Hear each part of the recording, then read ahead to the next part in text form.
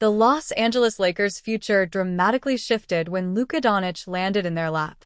Just like that, he became the focus, not LeBron James. The team's moves this offseason proved that, as they didn't offer LeBron an extension, they prioritized future cap space, with Luka being the only player locked into a long-term deal. This upcoming season could be LeBron's last in LA. He opted into his $52.6 million player option after the Lakers didn't approach him about an extension. Media and fans speculated whether a trade would happen before the season, but LeBron's high salary is a barrier to a deal. His team hasn't gone to the organization about a trade or a buyout, so the expectation is he'll be at training camp. When the Timberwolves eliminated the Lakers in the first round of the playoffs, the Lakers brass met with Luka, not LeBron. They reviewed their off-season plans, with Luka stating that he doesn't want to wait to win. After making it to the 2023 NBA Finals with Dallas, the 26-year-old superstar wants to make it back there, but with a different result this time. Los Angeles is still positioned to make noise in the West this season, but there isn't the urgency to win now with LeBron. The Lakers didn't structure their off-season around his wishes. At 40 years old, his time is ticking in the NBA, but LA isn't in desperation mode to win another championship with him before he retires. The Lakers are all about Luka now, not LeBron. It's in Los Angeles' best interest to keep LeBron somewhat happy, because even though he isn't the center of the team's universe anymore, he's still LeBron James. The last thing the Lakers should want is the distraction of a trade request, although one could be coming. Having that cloud hang over their heads could derail what might turn out to be a surprise season. Everything seems to be going well in LeBron land as of right now, but it's the quiet part of the offseason. Things will inevitably start to heat up when training camp opens. At least Los Angeles has a relatively easy start to the regular season. One way to avoid drama is to win games. Maybe things will fall into place right for the Lakers, with question marks DeAndre Ayton and Marcus Smart turning into exclamation marks. If that's the case, and if the team stays healthy for the most part, LeBron could get his wish of another championship run this season. Considering how stacked the West is, that might be a dream that won't come true. If the Lakers don't win it all this season, that'll be fine. That isn't what the outside expectation is. LeBron might not like it, but it's not all about him anymore. The Los Angeles Lakers have been urged to reunite Luka Doncic with PJ Washington, whom the Slovenian played with on the Dallas Mavericks. Lake Show Life's Tyler Watts made a case for the Lakers, projected to be flush with cap space in 2026, to sign Washington, who is expected to be a free agent next year. The Los Angeles Lakers should target PJ Washington next summer as the franchise attempts to remake their roster around Luka Doncic, wrote Watts. The 6'7" forward thrived as a starter during the Mavericks' 2024 run to the NBA Finals, led by the Lakers' newest superstar. Washington is an unrestricted free agent in the 2026 offseason, and Dallas has Anthony Davis and Cooper Flagg locked in at the forward spots. Washington should look to move on and team up with number 77 in LA. As the writer alluded to, Washington may get lost in the shuffle in Dallas this upcoming season, on a roster that also includes wings Max Christie, Caleb Martin, and Najee Marshall, besides Flagg, Davis, Derek Lively, and Daniel Gafford. An upgrade over Rui Hachimura? With LeBron James expected to depart from Los Angeles in 2026, the Lakers may be a little thin on the forward spot, with Rui Hachimura also expected to become a free agent. As such, Watts argued Washington would be an instant upgrade over Hachimura in a 3-and-D capacity, specifically due to his ability to guard multiple positions. The Lakers could slot Washington in as the defender to cover for Luka and Austin Reeves on that end of the floor, argued Watts. LA needs both stars to compete on defense and let someone else take on the toughest assignments. Washington did just that for Doncic and Kyrie Irving in Dallas and could play a similar role with the Lakers. Doncic, Washington's share close bond. During their time together in Dallas, Doncic and Washington developed a close friendship that extended beyond the court. Shortly after the Mavericks traded Doncic, Washington voiced his public support to the Slovenian. The forward revealed that Doncic reached out to congratulate him after the birth of his son, and that they hung out when he returned to Dallas for an away game. "I expect him to bring his game," Washington said ahead of Doncic's return to Dallas in March 2025, via Christian Clark of The Athletic. Knowing just the player he is, the mentality he brings to the game, I know he's going to be ready as soon as we get out there. But obviously, we can't wait to compete against him. We miss him.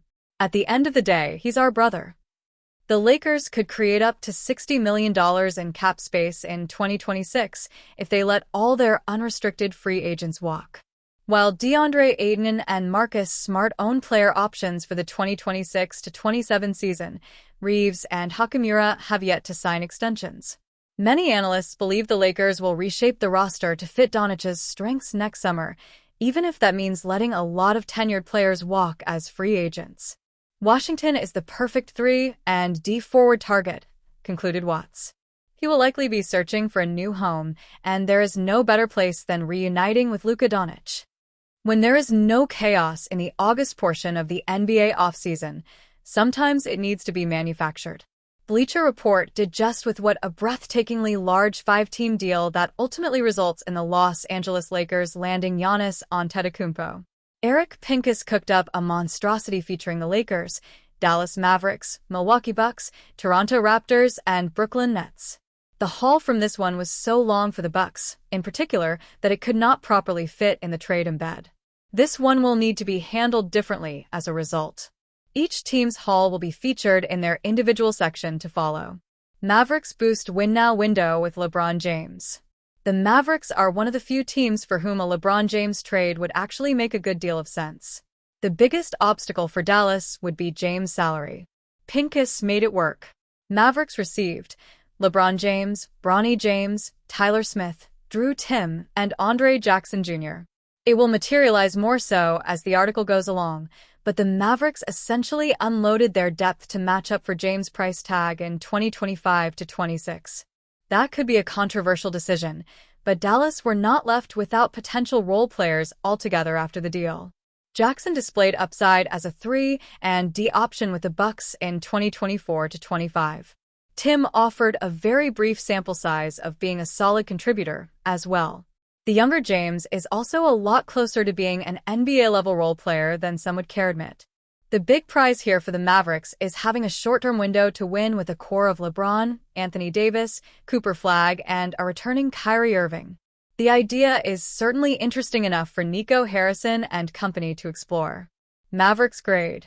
The Mavericks gutted their team in this deal, trading 7 players elsewhere in favor of a top-heavy approach. It's not terrible, but it does leave a lot of room to be desired. B. Raptors sneak in for a new center.